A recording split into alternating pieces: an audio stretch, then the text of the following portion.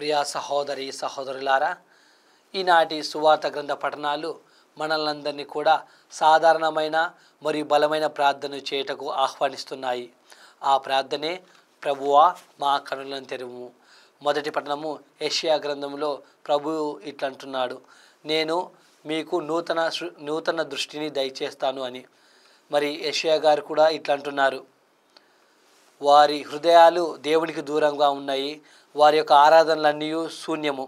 అయినప్పటికీ దేవుడు వారందరికీ వాగ్దానం చేయుచున్నారు, దృష్టి లేని వారికి కనుచూపుని ఇచ్చేదను అని, మరియు హృదయ పరివర్తన గల వారికి స్వస్థత దయచేస్తాను అని, దీనులు ప్రభువును గాంచి సంతసిస్తారు అని మాట ఇస్తున్నారు.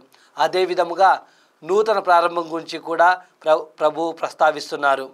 అది ఏమిటంటే, సమయం ఆసన్నమైనప్పుడు దేవుడే కన్నులను తెరుస్తారు, హృదయాలను స్వస్థపరుస్తారు, మరియు అవివేకవంతులకు మందమతులకు వివేకాన్ని ప్రసాదిస్తారని మాట ఇస్తున్నారు.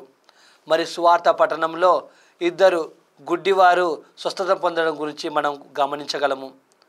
ఆ ఇద్దరు గుడ్డివారు, దావీదు కుమారుడా మాకు చూపును దయచేవా అని బిగ్గరగా కేకలు వేస్తూ ప్రార్థన చేశారు.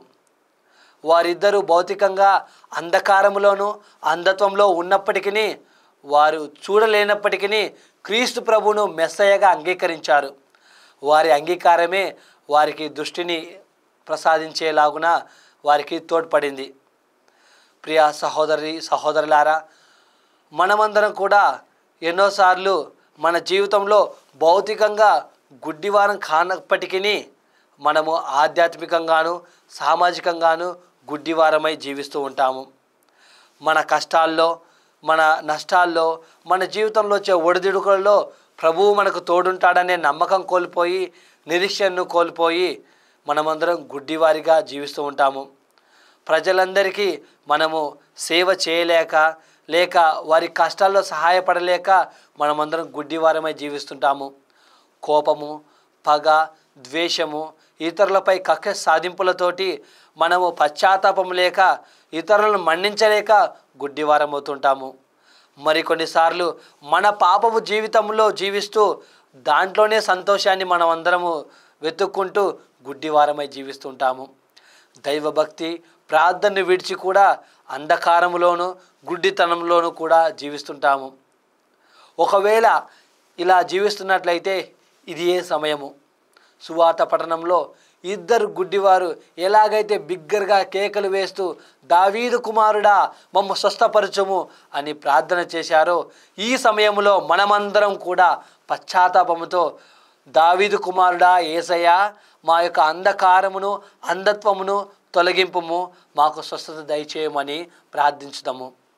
కొన్నిసార్లు మనము స్పష్టముగా మన చూపుతో చూడలేకపోవచ్చు.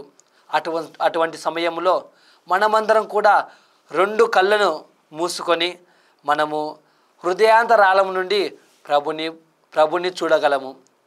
అది ఒక ప్రార్థనలోనే సాధ్యమవుతుంది. కనుక రానున్న మహోన్నత క్రీస్తును మనలోనికి ఆహ్వానించుకోవాలంటే మనమందరం కూడా కళ్ళు మూసుకొని ప్రార్థన చేసుకోవాలి. తద్వారా మన అందరి అంధకారమును అంధత్వమును తొలగించి ఆత్మయు సత్యమైన దేవుని ఆరాధించడం ద్వారా మన అందరికి కూడా ఆధ్యాత్మిక చూపును పొందేదము. ఆమేన్.